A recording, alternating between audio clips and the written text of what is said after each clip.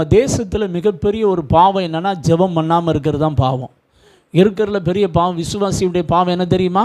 ஜெபிக்காமல் இருக்கிறது. எதுக்காக ஜெபிக்காமல் இருக்கிறது? நமக்கு முதல்ல ஜெபம் பண்ணாமல் இருக்கிறது. ரெண்டாவது, நம்ம கூட பிறந்தவங்க ரட்சிக்கப்படாதவங்க ஜெபம் பண்ண. மூணாவது, தேசத்துக்காக ஜெபம் பண்ணாமல் இருக்கிறது மிகப்பெரிய பாவம். தெரியுதா? நம்ம அதை சரி பண்ணிட்டோம் அப்படின்னா கர்த்தர் நம்மளை என்ன செய்வார்? ஆசீர்வதிப்பார். அதுபோல் நம்ம ஜெபிக்கிறதுல கவனமாக ஜெபிக்க பழகணும். இன்றைக்கி என்ன எல்லாருக்கிட்டே இருக்கிற ஒரு பெரிய பிரச்சனை என்ன அப்படின்னா, ஜெபிக்க சொன்ன பாயிண்டை விட்டுட்டு நம்ம ஊரெல்லாம் என்ன செஞ்சுக்கிட்டு இருக்கோம்? ரவுண்ட் அடிச்சுக்கிட்டு இருக்கோம். இதை கொஞ்சம் சரி பண்ணால் நல்லாயிருக்கும். அல்லேலூயா. அதுபோல் என்ன காரியத்தை சொல்கிறோமோ அதை ஷார்ட் அண்ட் டயத்தில் என்ன செய்ய பழகணும்? ஜெபிக்க பழகணும். எப்படி ஜெபிக்க பழகணும்? நம்ம எல்லோரும் இங்கே திறமையை வெளிப்படுத்த நம்ம வரலைங்க. சரிதானே? ஆண்டவர் நம்ம ஜெபத்தை குறித்து சொல்லும்போது வீண் வார்த்தைகளை என்ன செய்யாதீங்க, அலப்பாதீங்கன்னு ஆண்டவர் தெளிவாக சொல்லிட்டார். அலப்புன்னு அவசியம் இல்லை. என்ன பாயிண்ட் சொல்கிறோமோ அதை கரெக்டாக சொல்லி உண்மையாக விசுவாசத்தோடு ஜெபம் பண்ணால் கர்த்தர் அற்புதம் செய்வார். அல்லேலூயா. அதனால் அப்படி ஜெபிக்க பழகணும். நீங்கள் அப்படி செஞ்சீங்கன்னா என்ன நடக்கும்னு சொல்லியிருந்தேன். நீங்கள் வீண் வார்த்தையை வாங்கிட்டு பேசுனீங்க அப்படின்னா அதுக்கு என்ன நடக்கும்னு சொல்லியிருந்தேன். நீங்கள் உண்மையாக ஜெபம், சின்ன விஷயந்தான். இந்த இதில் உங்களை உண்மையை கர்த்தர் டெஸ்ட் பண்ணுவார். என்ன பண்ணுவார்? டெஸ்ட் பண்ணுவார். தெரியுமா உங்களுக்கு? நான் உண்மையே சொல்கிறேங்க.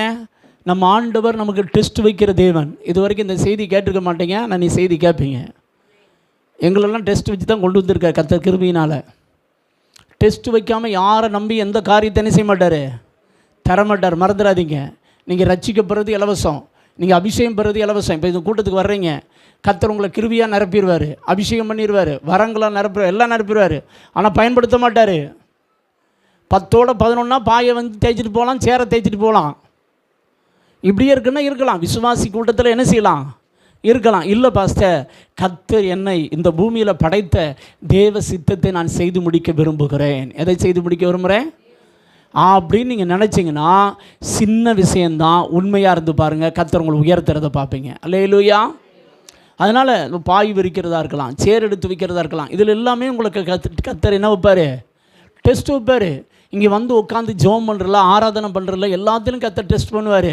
நீங்கள் இருக்கிற இடங்களில் உங்களுக்கு டெஸ்ட் வைப்பார். முறுமுறுத்துக்கிட்டு இருந்தீங்கன்னா, குறை சொல்லிக்கிட்டு இருந்தீங்கன்னா கர்த்தர் அதெல்லாம் என்ன பண்ணுவார் தெரியுமா? ஃபெயில்னு பண்ணிடுவார். ஃபெயில் பண்ணால் என்ன நடக்கும் அதையும் சொல்லியிருந்தேன். ஃபெயில் நடந்தால் திரும்ப திரும்ப அட்டெம்ப்ட் எழுதிக்கிட்டே இருக்க வேண்டியிருக்கும். திரும்ப திரும்ப என்ன செய்ய வேண்டியிருக்கும்? எக்ஸாம் என்ன செய்ய வேண்டியிருக்கும்? பக்கத்துக்குள்ள எப்படி சொல்லுங்கள்? திரும்ப திரும்ப எழுத போகிறீங்களா, இல்லை பாஸ் பண்ணி கர்த்தர் உயர்த்துன்னு நினைக்கிறீங்களா? சொல்லுங்கள். நிறைய பேருக்கு இந்த நினைப்பே கிடையாது. ஏதோ கூட்டத்துக்கு வந்தேன்னா, ஏதோ 10ஓட 11 ஜெபம் பண்ணோம், கர்த்தர் என்ன செய்தார்? நிரப்பினார். ஆமாம், யாரும் இல்லை, நான் நிரப்ப தான் செஞ்சார். ஆனால் வாழ்க்கையில் உயர்வு வருதா? ஹலோ, உயர்வு வருதா? உயர்வு வரணும்னு நினச்சிங்கன்னா உங்களுக்கு எல்லா இடத்துலையும் டெஸ்ட்டு கர்த்தர் வைப்பார். ஆனால் கர்த்தர் டெஸ்ட்டு தான் வைப்பார். சாத்தான் என்ன வைப்பான்? டெம்டேஷன் வைப்பான். இதை ரெண்டையும் புரிஞ்சுக்கணும். டெஸ்ட் வச்சாலே என்ன வந்துடும்? டெம்டேஷன் கண்டிப்பாக உண்டு. சாத்தான் உங்களை ஃபோக்கஸ் பண்ணுவான். யாராவது உங்களை இப்போ எக்ஸாம்பிள் சொல்கிறேன். உங்கள் கையில் டீ கொடுக்குறோம். என்ன கொடுக்குறோம்? டீ கொடுக்குறோம். சரிதானா? இப்போ நீங்கள் அதை குடிச்சிக்கிட்டு இருக்கீங்க. ஆனால் இன்னொருத்தர் டீ வாங்க வர்றாரு, அதே இடத்துக்கு வர்றாரு. வர்றவர் தட்டிட்டார். என்ன பண்ணிட்டாரு? தட்டிட்டார். இப்போ டீ என்ன செய்யும்? கொட்டுமா கொட்டாதா? ஏன் கொட்டுச்சு சொல்லுங்கள்? அவர் இடித்ததுனால கொட்டுச்சுன்னு நீங்கள் சொல்லுவீங்க. ஆனால் உண்மை என்னென்னா, கிளாஸில் டீ இருக்க போய் தான் அது என்ன செஞ்சு? கொட்டுச்சு. இது என்ன அர்த்தம் அப்படின்னு கேட்டிங்கன்னா, உங்கள் இருதயத்தில் இருக்கிறது மற்றவங்க இடிக்கும்போது தான் தெரியும். உங்கள் இருதயத்தில், ஹலோ, உங்கள் இருதயத்தில் இருக்கிறது எப்போ தெரியும்? மற்றவங்க இடிக்கும்போது தான் என்ன தெரியும்? உள்ளக்கில் இருக்கிறது என்ன செஞ்சிடும்? வந்துருமா வராதா? சொல்லுங்கள், வந்துருமா வராதா? அப்போ ஏசு டெஸ்ட் வைக்கும்போது கபகபகன்னு கொட்டிட்டீங்க, ஆண்டவர் என்ன செய்வார்? ஃபெயில்ரா, திரும்ப திரும்ப எழுதுறான்னு விட்டுருவார். நீங்கள் பல வருஷமாக வந்துக்கிட்டு இருப்பீங்க. எத்தனை வருஷமாக வந்துக்கிட்டு இருப்பீங்க? ஆனால் அதே எக்ஸாம் தான். எப்படி? 1ஆம் கிளாஸில் எழுதின எக்ஸாமே திரும்ப திரும்ப என்ன செய்யுது? 10ஆம் கிளாஸ் படிக்க வேண்டிய ஆள் எத்தனாம் கிளாஸ் படிச்சுக்கிட்டு இருக்காரு?